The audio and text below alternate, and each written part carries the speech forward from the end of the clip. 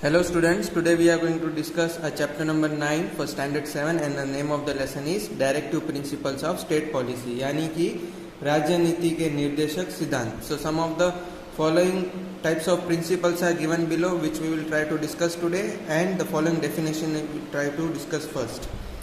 So let us start. The directive principles of state policy in the Indian Constitution are unique and the novel for their depict the ambitions and the aspirations of the fathers of the Constitution. They can be divided into following categories. इसका मतलब है भारतीय संविधान में राज्य के निर्देशक सिद्धांत उनके लिए अद्वितीय और उपन्यास हैं. यह संविधान के पिता की महत्वाकांक्षाओं और आकांक्षाओं को चित्रित करता है और यहाँ विभाजित किया जाता है. So are following divided into the types of economic principles. Then we have Gandhian principles and the other one is principles for the promotion of international understanding. So now at first point we'll try to discuss the points which are given and related with the economic principles. First point, equal distribution of wealth and material resources among all the classes of people as so to prevent its concentration in few hands. इसका मतलब है सभी के लिए अधिक धन और भौतिक संसाधनों का समान वितरण लोगों के लिए कक्षाएं ताकि कुछ ही हाथों में इनकी एकाग्रता को रोका जा सके. Second point, provision of adequate means of livelihood to all the citizens of the state यानी कि सभी नागरिकों को आजीविका के पर्याप्त साधनों का प्रावधान राज्य. Next point is equal pay for both the man and women यानी कि पुरुषों और महिलाओं दोनों के लिए समान काम के लिए समान वेतन. Next point, to ensure just and human conditions of work, decent standard of living, full employment of leisure, social and cultural opportunities. इसका मतलब है काम के उचित और मानवीय परिस्थितियों को सुनिश्चित करने के लिए सभ्य मानक रहन सहन, पुरुषत्व का पूरा आनंद, सामाजिक और सांस्कृतिक का अवसर. Then we have maintenance and protection of health and strength of all the citizens यानी कि सभी नागरिकों के लिए स्वास्थ्य और शक्ति का रखरखाव और उनकी सुरक्षा. Next point, to make provision for public assistant in case of unemployment, old age, sickness, disability and other such cases यानी कि बेरोजगारी के मामले में सार्वजनिक सहायता का प्रावधान करने के लिए और वृद्धावस्था, बीमारी, विकलांगता और ऐसे नए मामलों के लिए.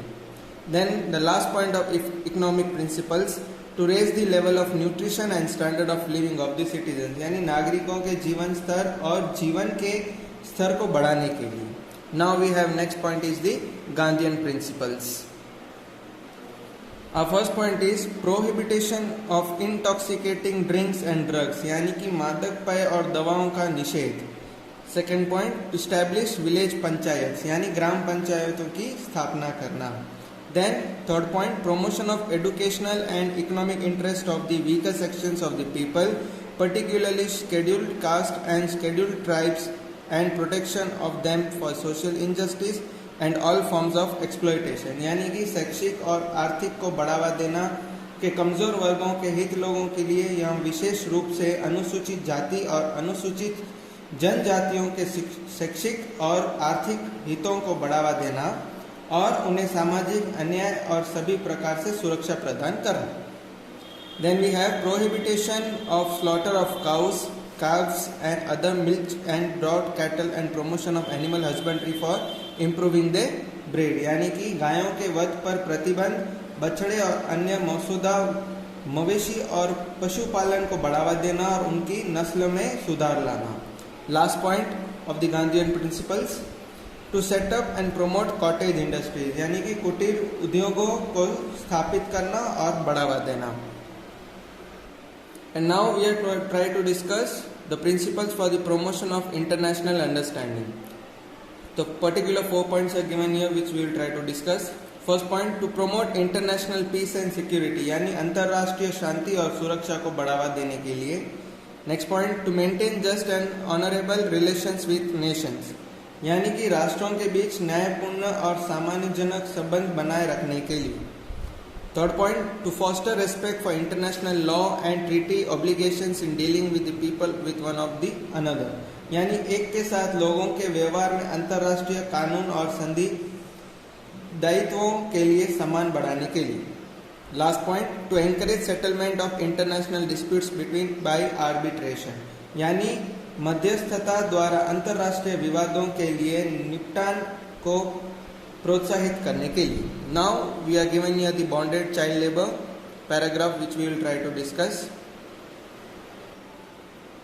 Although bonded labor was banned in India in 1976 by the bonded labor system, यानी BLS द्वारा 1976 में चाइल्ड लेबर को बैन किया गया था, which is also known as abolition, means stopping it.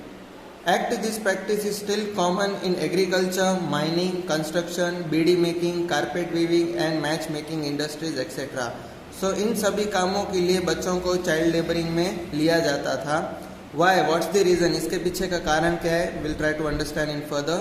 In rural areas, children are forced to work as laborers when their parents are unable to repay debts to money lenders. तो इसका एक major कारण ये था कि जब माता पिता साहूकारों को कर्ज चुकाने में असमर्थ होते थे, and that's the reason that the children have to work for the extra hours. Now, they are forced to work up to 18 to 20 hours a day even at the young age of 9 to 10 years. यानी 9 से 10 साल की उम्र में भी वो बच्चे लोगों को 18 से 20 घंटे काम करना पड़ता था एक दिन में ही. Now the important, all the information related with B.R. Ambedkar ji. Dr. B.R. Ambedkar was a scholar and the chief architect of Indian Constitution. On 29th August 1947, he was appointed chairman of the Constitution Drafting Committee and charged by the Assembly to write Free India's new Constitution. The text prepared by Ambedkar provided constitutional guarantees and protections for a wide range of civil liberties for individual citizens, including freedom of religion, the abolition of untouchability and the outlawing all the forms of discrimination. तो इसका हम पूरा paragraph का meaning समझेंगे. Doctor B.R. Ambedkar एक विद्वान और भारतीय संविधान के प्रमुख वास्तुकार थे. 29 अगस्त 1947 को उन्हें संविधान मसौदा समिति का अध्यक्ष नियुक्त किया गया और उन्होंने भारत के लिए नए संविधान को लिखने के लिए विधानसभा द्वारा आरोप लगाया.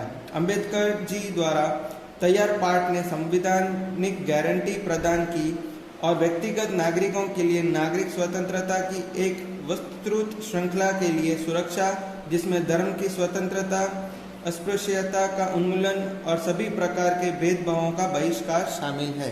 So this was the following information which we have shared related with our chapter. Thank you students.